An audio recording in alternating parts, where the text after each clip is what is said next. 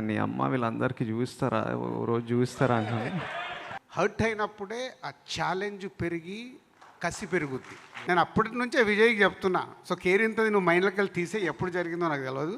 But మనం cinema చేస్తే మట్టుకు బెస్ట్ సినిమా ఎలా తీసుకెళ్దామనేది ట్రై చేద్దామని లాస్ట్ 4 years వెయిట్ చేశాను. నేనేదో టక్మన్ విజయ్ చేద్దామంటే కూడా చేసే మూడ్లో నేను లేను. చేస్తే కరెక్ట్ సినిమా చేసి రిజల్ట్ వచ్చే సినిమా ఎలా చేయాలి అని. మృణాల్ గారు, యాక్చువల్గా ఈ సినిమాలో పాపం ట్రైలర్లో చూస్తే మెంటల్ నా కూడా కానీ తిట్టేశారు. మరి దానికి అసలు అర్థం తెలుసా? సిచ్యువేషన్ ఏంటి అది?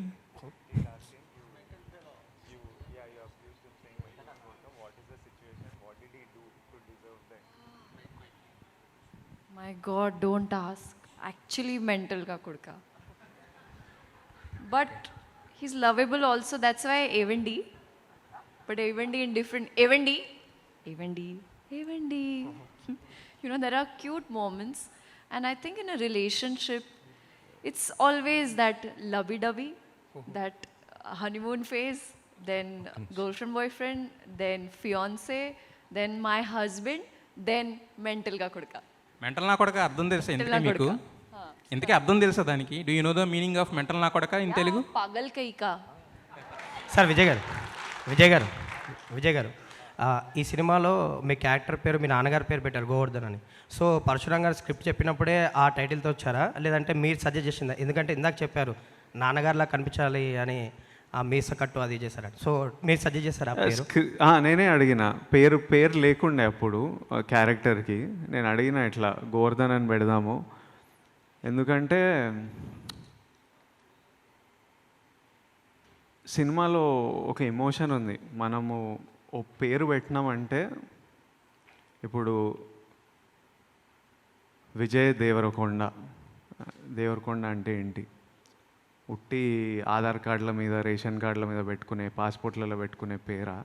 అంటే మనకి ఒక ఫ్యామిలీ తరతరాల నుంచి ఒక పేరు వచ్చిందంటే ఆ పేరుకి మనం కాంట్రిబ్యూట్ చేయాలి. నెక్స్ట్ జనరేషన్స్కి ఆ పేరుకి ఒక ఐడెంటిటీ ఇవ్వాలి, ఆ పేరుకి మనం ఒక కాంట్రిబ్యూషన్ ఉండాలి అన్నట్టు. సో నేను ఇవన్నీ విన్నప్పుడు నాకు మా అమ్మ నాన్న నాకు ఎంత చేశారో నాకు తెలుసు. మా నాన్న చిన్న చిన్న ఇన్సిడెంట్స్, చిన్న సీన్స్లలో దాంట్లో చెప్తున్నా, నాన్న ఎప్పుడు కూర్చొని బిల్లులు రాసుకునేవాడు. మంత్లీ ఖర్చు ఎంత, ఇన్కమింగ్ ఎంత, అవుట్ గోయింగ్ ఎంత, ఏమైనా అరేంజ్ చేయాలా అన్నది. అది ప్రతి నెల అదే పని మీద ఉండేటోడు. సో ఇవన్నీ చూసినప్పుడు, సినిమాలో కూడా విన్నప్పుడు నాకు అది కనిపించి నాకు ఈ పేరు పెడదాము. For me also it's like a dedication to my dad and to all fathers who fight for us in a way. So I asked him, అందుకే అలా అడిగాను. అంటే ఒక బ్యూటిఫుల్ కాంటెంట్ ఉంది. విజయ్ కరెక్ట్గా చెప్పలేకపోయాను, నేను రివీల్ చేసేస్తాను. అంటే మనకి ఇంటి పేరు అనేది మామూలుగా మనం ఏమనుకుంటాం, ఇప్పుడు ఆ ఇంటి పేరు ఎవర్రా అంటే ఆ ఇంటోళ్ళు అని అంటాం. అంటే ఆ ఇంటి పేరుకు ఎంత ఇంపార్టెంట్ ఉంది అనేది ఒక సిచ్యువేషన్లో హీరో క్యారెక్టర్ ఎక్స్ప్రెస్ చేస్తుంది. సో ఏదో ఊరికే కాదు, అంటే ఇలా ఉండాలి. ఓ ఇంటి పేరుతో మనం బ్రతుకుతున్నామంటే ఆ ఇంటి పేరుని నిలబెట్టాల్సిన అవసరం ఉంది అనేది ఒక సిచ్యువేషన్లో మాట వస్తుంది. ఓకే రాజు గారు సార్, అంటే ఫస్ట్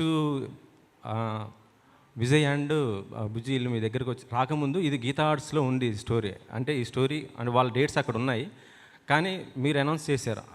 వెంటనే అల్లు అరవింద్ గారు కొంచెం హర్ట్ అవ్వడం కూడా జరిగింది. కానీ ఆయన్ని ఏ విధంగా మీరు ఒప్పించారు? అరవింద్ గారికి నాకు ఉన్న రిలేషన్ మీ అందరికీ తెలుసు. మా మధ్యలో అది ఏం లేదు. దాన్ని మళ్ళీ టాపిక్ డీవియేట్ అవుతుంది. ఏం లేదు. అరవింద్ గారు నేను రేపు ఫోటో దిగి పంపిస్తాం మీకు రిలీజ్ ముందు. ఇందులో రష్మిక స్పెషల్ క్యారెక్టర్ ఏమైనా ఉంది అని టాక్ వస్తుంది, ఉందా ఏమన్నా? రష్మికది ఏమన్నా స్పెషల్ రోల్ ఏమన్నా? కాదమ్మా, నువ్వు ఏమంటావు చూడు, ఇంకో 3 రోజులు అయితే థియేటర్కి వెళ్ళు. అది కూడా నేను ఫ్యామిలీతో పంపిస్తున్నా అని చెప్పినాగా. ఫ్యామిలీతో సినిమా చూడు, తెలిసిపోద్ది. విజయ్ గారు, యాక్చువల్గా ఈ బ్యానర్లో, ఎస్విసి బ్యానర్లో మీరు ఒకసారి ఆడిషన్స్కి వెళ్ళి మీకు క్యారెక్టర్ కూడా ఇవన్నీ సంఘటనలు నాకు రోల్ ఆడిషన్లోకి వెళ్తే రమేష్ దీని గురించి నేను చెప్పాలి, నాకు తెలియదు. తర్వాత నాకు తెలిసింది ఏంటంటే కేరింతకి ఆడిషన్ జరుగుతున్నాయి. అక్కడ మా ఆఫీసు కేరింత కోసం సపరేట్ పెడితే అక్కడ ఆడిషన్ జరుగుతున్నాయి. విజయ్ కూడా వచ్చి ఆడిషన్స్ ఇచ్చి వెళ్ళారంట. నేను ఉండేదాన్ని, నాకు వస్తా డైరెక్టర్ వచ్చి ఇది అని అంట, ఇది ఏది కనెక్ట్ అవ్వట్లా. దాంట్లో ఓవర్లాప్ అయిపోయింది. ఎప్పుడో పెళ్లి చూపుల తర్వాత ఎప్పుడో అప్పుడు తెలిసింది నాకు, సార్ నేను మీ ఆఫీస్కి వచ్చి ఆడిషన్స్ ఇచ్చాను. అవునా విజయ్ అని అన్నాను అంతే. నేను అప్పుడు హర్ట్ అయినా, నన్ను ఆడిషన్లలో సెలెక్ట్ అవ్వకపోతే హర్ట్ అయ్యాను. నీ అమ్మ వీళ్ళందరికీ చూపిస్తారా, ఓ రోజు చూపిస్తారా అన్నాను. ఇప్పుడు రాజుగారితో ఈ ఏప్రిల్ 5th ఒక బిగ్ హిట్ ఇస్తే మా అందరికి అదో శాంతి, అదో సైకిల్. సో అందుకే ఇది ఒకటి ఏంటంటే హర్ట్ అయినా అంటున్నాడు. హర్ట్ అయినప్పుడే ఆ ఛాలెంజ్ పెరిగి కసి పెరుగుద్ది. సో అలా నా లైఫ్లో నేను చూసింది బన్నీ ఇన్సిడెంట్స్ కూడా ఉన్నాయి. నాకు ఆర్య అప్పుడు ఈజ్ షేర్, ఇప్పుడు అలా విజయ్ షేర్ చేస్తున్నా. హర్ట్ అవుతేనే మనలో ఫైర్ పెరిగితే ఎలా కొట్టాలంటే నువ్వు కొట్టుకుంటూ ఇక్కడ వరకు వచ్చావు, ఇంకా కొట్టాలా. Vijay garu yes sir. Best part of this event ఏంటంటే మీరు ఆడిషన్లో రిజెక్ట్ చేసిన రాజు గారిని లైన్లో నుంచోబెట్టి ఫస్ట్ అడ్వాన్స్ తీసుకున్నారు. That is the best part.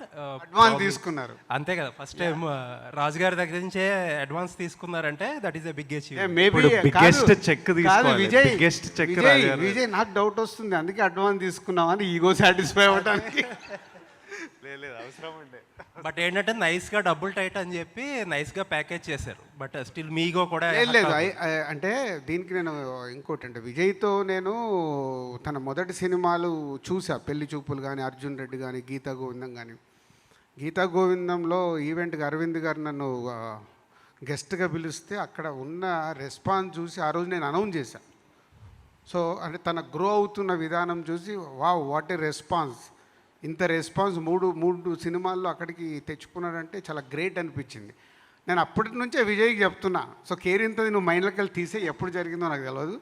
But మనం సినిమా చేస్తే మట్టుకు బెస్ట్ సినిమా ఎలా తీసుకెళ్దామనేది ట్రై చేద్దామని లాస్ట్ 4 years వెయిట్ చేశాను. నేనేదో టక్మన్ విజయ్ చేద్దామంటే కూడా చేసే మూడ్లో నేను లేను.